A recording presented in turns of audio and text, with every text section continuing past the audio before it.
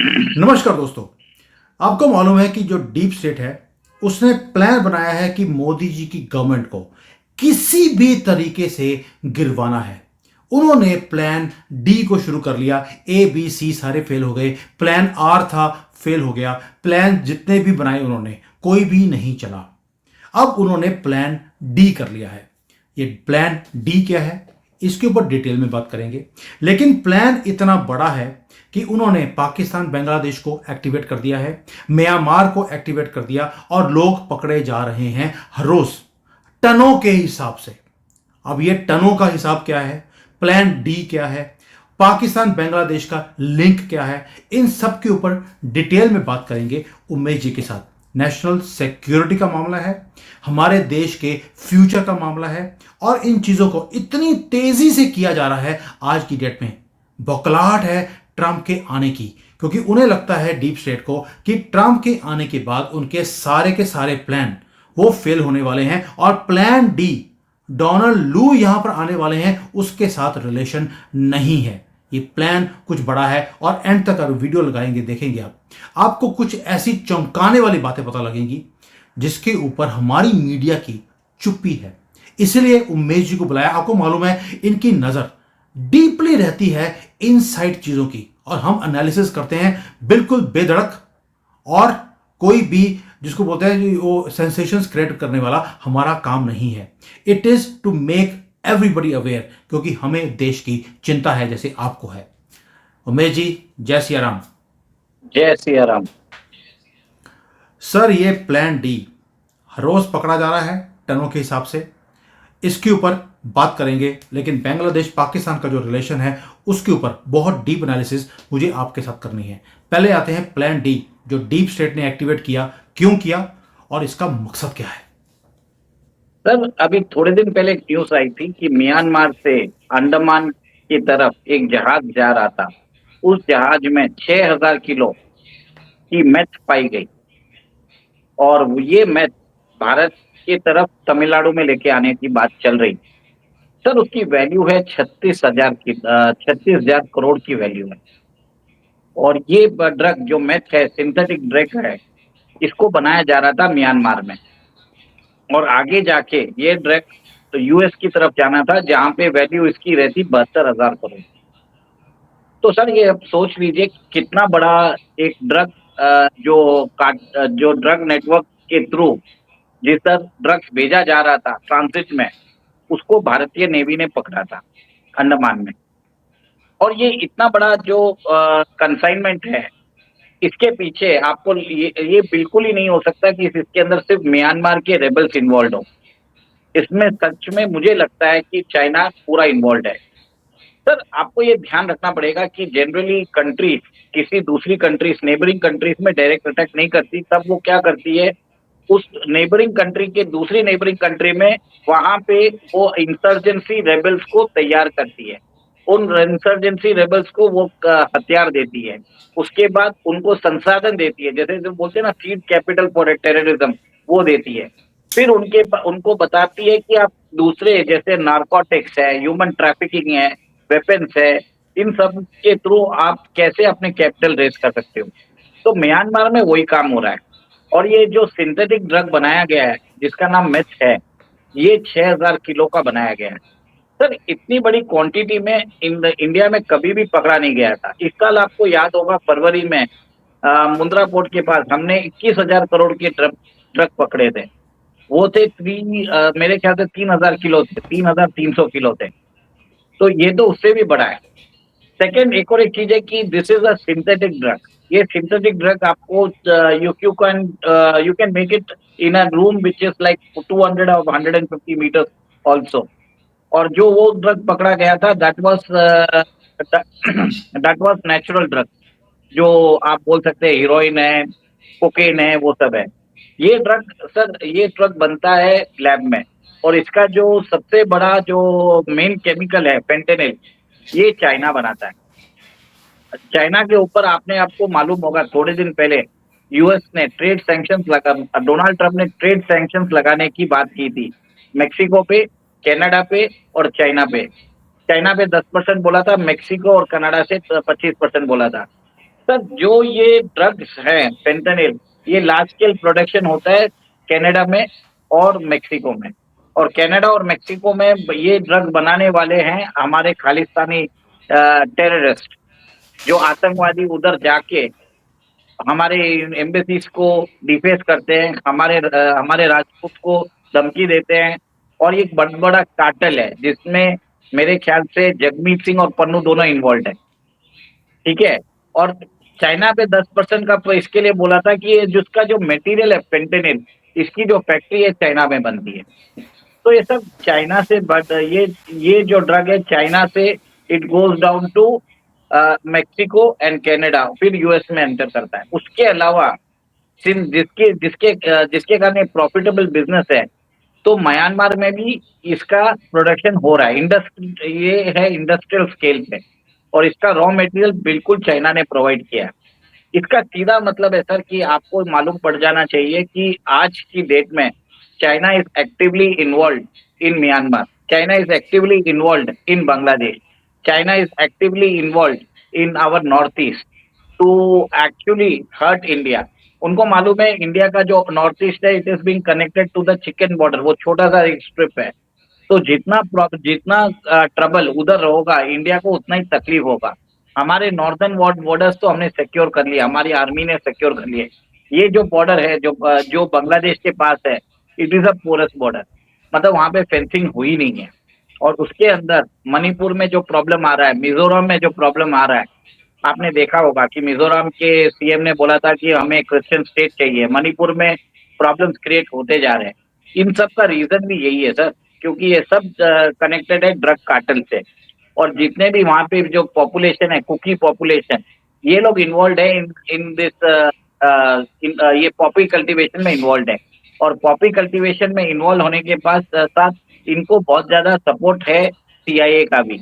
और इधर अभी आपको समझ में आ रहा होगा कि बांग्लादेश में जिस हिसाब से पाकिस्तान की एक्टिविटीज बढ़ गई है, बांग्लादेश और पाकिस्तान आज एक दोस्त बन गए हैं। इनका सूत्रधार कौन है?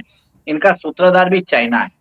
बिना चाइना के सपोर्ट के वहां भी गवर्नमेंट आईएसआई के साथ तालमेल नहीं बैठा सकती। वहां पे बांग्लादेश में बोला जाता है कि हम पाकिस्तान से न्यूक्लियर वेपन लेंगे, हम पाकिस्तान से JF-17 प्लेन लेंगे, ताकि हम चिकन नेक के थ्रू इंडिया को अलग कर देंगे नॉर्थ ईस्ट को। सर ये सब एक सोची समझी साजिश के हिसाब से हो रहा है। चाइना, पाकिस्तान और बांग्लादेश, और इनको सपोर्ट कर रहा है यूएस भी। यूएस को चाहिए एक क्रिश्चियन लैंड। आपको मालूम होगा कि सेंट मार्टिन का आइलैंड मांगा था, और शेख खालिदा जिया ने सॉरी बेगम शेख हसीना ने बोला भी था इसके बारे में, आपको याद होगा। तो उसके बाद अगस्त 5 को उनको भागना पड़ा। तो इसका सीधा मतलब है कि कहीं ना कहीं यूएस, चाइना, पाकिस्तान इन्वॉल्व है हमारे ट्रबल्ड नॉर्थ ईस्ट में। सर इतनी बड़ी वैल्यू क्या होती है? इतना बड़ा ड्रग कार्टेल चल रहा है। आपको ये भी याद होगा कि नॉर्थ ईस्ट में प्रॉब्लम करने के बाद चाइना चाहता है कि ये प्रॉब्लम क्रिएट हो हमारे वाटर्स में भी। हम आप देख लीजिए जितने भी कोस्टल एरियाज है, जैसे आप केरला की तट पे देख लीजिए, सब जगह नारकोटिक ट्रेड चल रहा है। और इंडियन नेवी ने अभी वहां पे अपनी गश्त बढ़ाई है। तो गश्त बढ़ाने से इनका जो ट्रांसशिपमेंट हो रहा था ड्रग्स का, नारकोटिक्स का, ह्यूमन ट्रैफिकिंग का, सब डिस्टर्ब हो गया। इसके डिस्टरप्शन से इनको फंडिंग नहीं मिलती है। तो मेरे हिसाब से this is a national security issue as well. और गवर्नमेंट को इसमें जरूरत से जल्दी, मेरे हिसाब से जो निकोबार में, अंडमान के निकोबार में, निकोबार जो है उसमें एक तरह से वापस वहां पे बहुत ज्यादा जल्दी से we have to construct, we have to develop that sea port, ताकि और एनहांस सर्वेलेंस हो सके। और चाइना नहीं चाहता कि वहां पे सर्वेलेंस हो, क्योंकि चाइना का जो चाइना का जो रॉ मटेरियल है मैक्सिमम, वो स्ट्रेट ऑफ मलाका से गुजरता है। जो टिप ऑफ द मलाका है उससे से जो निकोबार आइलैंड है वो बहुत दूरी पे नहीं है। तो एक तरह से सोची समझी साजिश है, जिसमें इंडियन ओशन में चाइना अपना प्रभुत्व बनाना चाहता है using the neighbours of India, और एनसर्कल कर रहा है इंडिया को। उमेश जी, मुझे जी बताइए, हमने प्लान डी तो कर लिया, लेकिन चाइना ने एक काम और भी किया है कि बांग्लादेश और पाकिस्तान को इकट्ठे कर दिया। बांग्लादेश ने अनाउंस किया है कि पाकिस्तान के कोई भी नेशनल अगर वो बांग्लादेश आना चाहेगा, वीजा फ्री एंट्री दिया है। यानी कि जो इंसर्जेंसी पाकिस्तान से भारत नहीं हो पा रही, वो अब बांग्लादेश के थ्रू इनको यहां भेजा जाएगा। आपको नहीं लगता कि बांग्लादेश, जो हमेशा पाकिस्तान को एक दुश्मन कंट्री मानता था, इनकी रिस्पेक्ट जीरो थी, आज वीजा फ्री एंट्री उस जिहादी ने, मोहम्मद यूनिस ने पाकिस्तानियों को दे दी?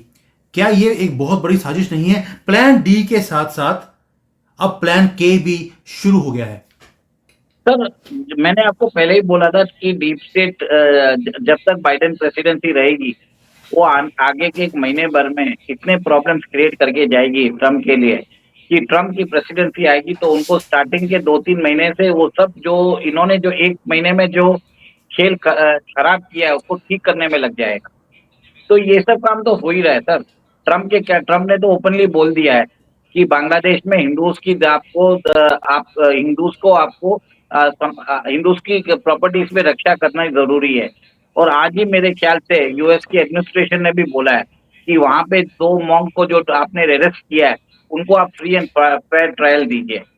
सर, मेरा ये मानना है ये सब तो चलता ही रहेगा। अभी हम कुछ भी नहीं कर सकते जब तक जनवरी 20 तक ट्रम्प साहब नहीं आ जाते। We have to live with it. भाई जी, ये प्लान्स इतने डीप और बड़े हैं, हमारे सेशन जो नेशनल सिक्योरिटी है उसके ऊपर एक क्वेश्चन मार्क लग गया है। म्यांमार को एक्टिवेट कर दिया, बांग्लादेश पूरा एक्टिवेटेड है, और उनका मोहम्मद यूनिस ने बोल दिया कि वो बीआरआई को बांग्लादेश में लेकर आएगा। इधर से ओली नेपाल गया हुआ है, वो भी बीआरआई की बात कर रहा है। श्रीलंका ऑलरेडी बीआरआई के अंडर है, पाकिस्तान बीआरआई के अंडर है। म्यांमार जो मालदीव्स है उसको भी चाइना ने अपने पाले में ले लिया। आप सोचकर देखिए, भारत के चारों तरफ से हमें बुरी तरह से घेर लिया है। ऊपर से ड्रग्स का जो यहाँ पर तस्करी हो रही है वो आपके सामने है। Visa free entry Bangladesh Pakistan के बीच में, यानी कि भारत कितने फ्रंट्स के ऊपर लड़ेगा और कैसे बचाएगा अपने आप को? आपको नहीं लगता कि भारत को भी कुछ स्ट्रॉन्ग स्टेप लेने पड़ेंगे, जैसे बांग्लादेश में हिंदुओं के अगेंस्ट लिए जा रहे हैं? देखिए सर, मेरे हिसाब से अगर सिचुएशन बिगड़ेगी अगर बांग्लादेश में सिचुएशन खराब हो रही है, वो कंट्री अभी सिविल वॉर की तरफ जा रहा है। मेरा मानना है कि कुछ ही दिनों में, कुछ ही महीनों में वहां अगर स्थिति खराब हो जाती है, जिसका स्पिल ओवर इफेक्ट बंगाल में आएगा, झारखंड में आएगा, उड़ीसा में आएगा, असम में आएगा और नॉर्थ ईस्ट में आने वाला है। तो भारतीय सरकार को कड़े डिसीजन लेने पड़ेंगे और भारत की फोर्सेस शायद बांग्लादेश में एंटर करनी पड़ेगी उनको as a peace keeping force to restore democracy, to throw out Yunus, to restore the prime ministership of Sheikh Hasina. ये शायद हो सकता है। भारत को एक तरह से इन्वेजन करना पड़ सकता है बांग्लादेश में। ये एक तरह से पाकिस्तान प्रोवोक कर रहा है बांग्लादेश में करने के लिए, जिसके कारण मुस्लिम वर्ल्ड में भारत के खिलाफ एक मुहिम बनाया जा सके कि ये एंटी मुस्लिम है ओपेक के देशों में, इस्लामिक देशों में। तो ये सब इंडिया भी जानता है ये सब क्या है, प्रोवोकिंग कर रहा है। यहाँ पे भी बहुत राइट विंगर्स बोल रहे हैं कि मोदी गवर्नमेंट कुछ नहीं कर रहा है। सर, मोदी गवर्नमेंट सब कुछ देख रहा है, उसको एक अभी चाहे तो कल जाके भारत बांग्लादेश में कार्रवाई करके सिचुएशन रिस्टोर कर देगा, but it will be known as an invasionary force. India wants to keep the force as a peace keeping force. तो सिचुएशन बांग्लादेश में खराब होने की बहुत जरूरत है। जब तक वो इतनी खराब ना हो जाए कि बांग्लादेश उसका ख्याल नहीं रख सके, तब तक प्रॉब्लम रहेगा सर, मेरे हिसाब से।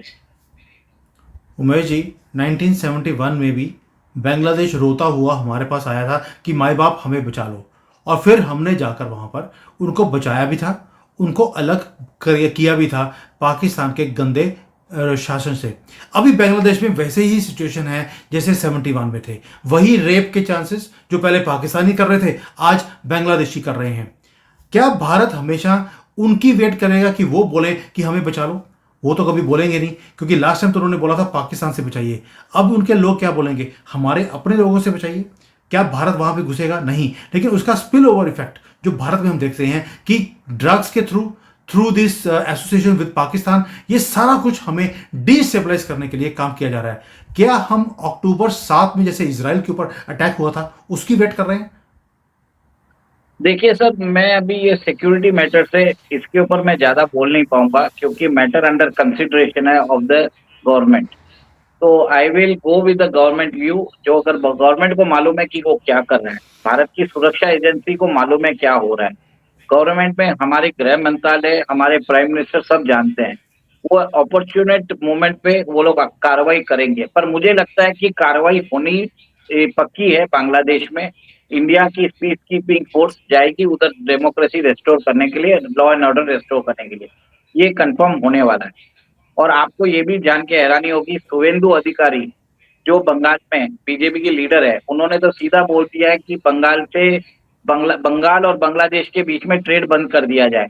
तो यूनस ने अपील की है बीजेपी से कि आप अपने लीडर को, जो बंगाल के लीडर है, उसको आप रोकिए। बट मुझे नहीं लगता है कि ये काम सिर्फ भारतीय गवर्नमेंट कर पाएगी। ये काम हमारे शुवेंदु अधिकारी कर रहे हैं बंगाल में। अभी वो बहुत सारे प्रोटेस्ट लीड कर रहे हैं, उन्होंने बहुत सारी डिमांड भी व्यक्त की है। सर, अगर एक जो हमारे लीडर हैं वो ये बात कर सकते हैं कि हमें बांग्लादेश के साथ ट्रेड को बंद करना चाहिए। भाई, हमने पाकिस्तान के साथ ट्रेड को बंद किया, हमें घंटा फर्क नहीं पड़ा। अगर बांग्लादेश से भी ये ट्रेड बंद कर देंगे, हमें फर्क नहीं पड़ेगा। इकॉनमी बांग्लादेश की खराब होगी, हमारी नहीं। और उसके बाद वो हमारी टर्म्स को बात सुनने के लिए मजबूर भी होंगे। लेकिन सर भारत की सरकार को कुछ सर स्ट्रांग स्टेप लेने पड़ेंगे सर। सर अभी कल भी हुआ है कि त्रिपुरा ने बांग्लादेश को बोल दिया है 135 करोड़ का जो आपका ड्यू है आप हमको दीजिए। त्रिपुरा के अंदर होटल्स ने बोल दिया है कि आप हमारे पब्लिक यूटिलिटी सर्विसेज आप यूज नहीं कर सकते। आसाम के एक डिस्ट्रिक्ट में वहां की ट्रेड बॉडी ने बोल दिया है कि हम इनसे ट्रेड करेंगे नहीं। ठीक है, कलकत्ता के नर्सिंग होम्स ने बोल दिया है कि they will not treat Bangladeshi patient.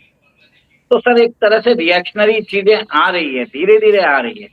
Sir Hindu हमारा देश का बहुत देर से जागता है सर, तो उसी हिसाब से पब्लिक ओपिनियन भी जल्दी नहीं बन रही है, तो एक तरह से टाइम लगेगा sir. We have to wait.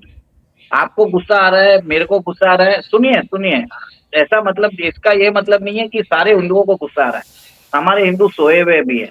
तो थोड़ा बहुत और प्रॉब्लम क्रिएट जब तक नहीं होगा, जब तक ये प्रॉब्लम सबको इफेक्ट नहीं करता, तब तक इसके ऊपर कार्रवाई नहीं होगी। तो मेरे हिसाब से जो हो रहा है, गवर्नमेंट को मालूम है वो क्या करना है, उसको इंटरनेशनल ओपिनियंस भी देखना पड़ता है, डोमेस्टिक सिचुएशन भी देखना पड़ता है। सर ये देखिए कि ममता बनर्जी ने खुद बोल दिया कि यूएन की पीस कीपिंग फोर्स आप उधर भेजो, ऐसी तो उसने डिमांड कर दी है। तो जो ममता बनर्जी जो मुसलमानों की हिमायत करती है, वो आज बांग्लादेशी हिंदूज की आवाज बनना चाहती है। तो सोचिए सर, थोड़ा सा टाइम लगेगा, कार्रवाई होगी और रेस्टोरेशन ऑफ डेमोक्रेसी आएगा बांग्लादेश में। मैं इतना ही जानता हूँ। उमेश जी, ममता बनर्जी अगर कोई बात ऐसी बोले कि हिंदुओं की फेवर की, वो भी बांग्लादेश के, वेस्ट बंगाल के हिंदुओं के तो खिलाफ है। हर रोज वहां पे संदेश खली पे, बाकी जगह पे क्या हो रहा है हिंदू विमेन के साथ हमें पता है। और बांग्लादेशी हिंदूज के साथ खड़ी है और वो बोल रही है कि यहां से पीस कीपिंग फोर्स जानी चाहिए। यानी कि प्लान बड़ा क्लियर है कि यहां से फोर्स जाएगी। जैसे राजीव गांधी ने गलती किया था श्रीलंका में, जाफना में हमारी फौज गई, मार खाई वहां पर, क्योंकि हमें वहां की डेमोग्राफी को पता नहीं था, तो यह टपोग्राफी का पता नहीं था। वही काम वो चाहती है कि हमारी फौज वहां जाए, वहां पे मार खाए, क्योंकि हमें उस एरिया का पता नहीं होगा सर और मोदी जी का नाम खराब किया जाए। You have to understand one thing, इन जो हमारे ऑपोजिशन के लोग हैं, इनके ऊपर आप 0.01% भी विश्वास नहीं रख सकते। जो ये बोलेंगे वो देश के खिलाफ ही होगा, देश की फेवर की बात नहीं होगी। सर आपकी बात सही है, मैं इसी पॉइंट पे आ रहा था कि वहां पे अगर इंडियन फोर्सेस जाएगी तो उसको फुल तैयारी के साथ जाएगी। उनको मालूम रहेगा टोपोग्राफी क्या है, उनको यूएस के, they have to take the United States into confidence as well. बिना यूनाइटेड स्टेट्स के कॉन्फिडेंस से इंडियन फोर्स नहीं जा सकती। और वहां पे अभी बाइडेन प्रेसिडेंसी में हो ही नहीं सकता, ट्रम्प की प्रेसिडेंसी आने से बहुत फर्क पड़ेगा। इसके लिए मैंने बोला कि आपको वेट करना पड़ेगा 1.5 महीने। We have no other option. That is true, absolutely right. So plan D, already deep state ने, वो भी डी से शुरू होते हैं। पाकिस्तान में भी एक डी कंपनी वाला बैठा है, वो भी सारा अब एक्टिवेट हो गया है। वहां पे जो टेररिस्ट है उन्होंने बोलना शुरू कर दिया, भारत तेरे टुकड़े होंगे, तुम्हें कोई बचाने वाला नहीं होगा। Now we are coming for you. वहां पे उन्होंने 20-20 साल के बाद ये कॉकरोच बाहर निकले हैं गटरों में से और उन्होंने बोलना शुरू कर दिया है। यानी कि इनको कहीं ना कहीं से ये पावर मिल रही है कि अब आप भारत के ऊपर कहर ढाना शुरू कीजिए। और इसी कहर की जो सुनामी हमारे देश की तरफ आने वाली है, वही हम लोगों को जगाने की कोशिश कर रहे हैं कि बेवकूफों हिंदुओं, जाग जाओ। आपका जागना और इकट्ठा रहना कितना ज्यादा जरूरी है ये आपको अंदाजा भी नहीं है कि व्हाट इज कमिंग टुवर्ड्स अस। और हम अभी भी यहां पर आपको सेकुलर हिंदूस बोलते हुए दिखाई देते हैं कि म्यांमार वाले गरीब लाचार इन लोगों को हमें संरक्षण देना चाहिए। दूध पिलाते हुए आपको दिखाई देते हैं हमारे ही हिंदू लोग। आप देख लीजिए जो ये इस्कॉन वाले थे उनका क्या हाल हुआ। वही सांपों को दूध पिला रहे थे, आज वही सांप उनको डस रहे हैं। वकील नहीं मिल रहा, सड़ रहा है वो जेल के अंदर। और यही हाल कल को यहां पर होगा जो वहां पर लेडीज के साथ हो रहा है। जिस दिन हिंदू जागेगा नहीं कि मेरा ये फ्यूचर होने वाला है इन जिहादियों के हाथों में। हम बड़े इजीली बोल देते हैं मोदी ने क्या किया, बड़े लोग कमेंट में डालेंगे मोदी ने 10 साल में हम हिंदुओं के लिए कुछ नहीं किया। I also understand the pain, but he has a lot of things to handle. तेल हम मुस्लिम वर्ल्ड से ही खरीदते हैं, अभी उनको हमने छोड़ा नहीं है। जिस दिन हमने कुछ भी हरकत कर दी वहां से तेल आना बंद हो जाएगा और आपका तेल निकल जाएगा। Please understand there are lot of other things which are related with this. एक चीज है, गल्फ में बहुत सारे इंडियंस वहां पे जाके नौकरी करते हैं, उनका remittances is $100 billion+ towards India. तो इकोनॉमी को भी फर्क पड़ेगा। The government has to walk on a very thin line. The government knows what it is doing. International opinion जब बनेगा कि वहां पे इन्वेजन जरूरी है तो ऑटोमेटिकली इंडियन फोर्सेस को करना भी पड़ेगा। तो सर वेट करिए, आगे जाके मुझे लगता है कि बांग्लादेश में IPKF जो है, इंडियन पीस कीपिंग फोर्स, वो जाने वाली है पक्का। बस इतना ही बोलूंगा। जय चलिए सिया राम, जय हिंद। चलिए सर, प्लान डी में ड्रग्स पकड़े जा रहे हैं। अब ये कितने पकड़े जा रहे हैं, कितने परसेंटेज पकड़े जा रहे हैं, वी हैव टू सी। उधर से बांग्लादेश पाकिस्तान की सिचुएशन के ऊपर नजर बने रखेंगे, because this is something very very important कि अगर पाकिस्तानियों को वीजा फ्री एंट्री है, वहां पर पाकिस्तान और बांग्लादेश के बीच में कोई ज़्यादा ट्रेड नहीं होता है, ये फ्लाइटें भरकर जहादियों की ही जाएंगी, ये मुझे क्लियर है। ये यूएनएस को जो प्लान दिया था कि to destabilise deeply into Bharat, और वहाँ पे जो उनके मौलाना है जो बार बार बोलते हैं कि अब हिंदुओं को दोबारा से गुलाम बनाने का टाइम आ गया, एक्टिवेट हो जाओ। यहाँ पे 30 करोड़ जिहादी एक्टिवेट होने के लिए तैयार बैठे हैं। अब आप सोच लीजिए हमारे ऊपर कौन सा कहर गिरने वाला है, और उसको रोकने के लिए मोदी जी क्या करेंगे इसके ऊपर भी हम नजर बनाए रखेंगे। And you have to be all activated in your mind कि ये आग मेरे घर तक भी आ सकती है, इसलिए आज ही उसके लिए तैयारी करनी जरूरी है। हमारा काम जगाने का था, हमने कर दिया। Thank you. जय हिंद, जय सिया राम। जय हिंद, जय सिया राम।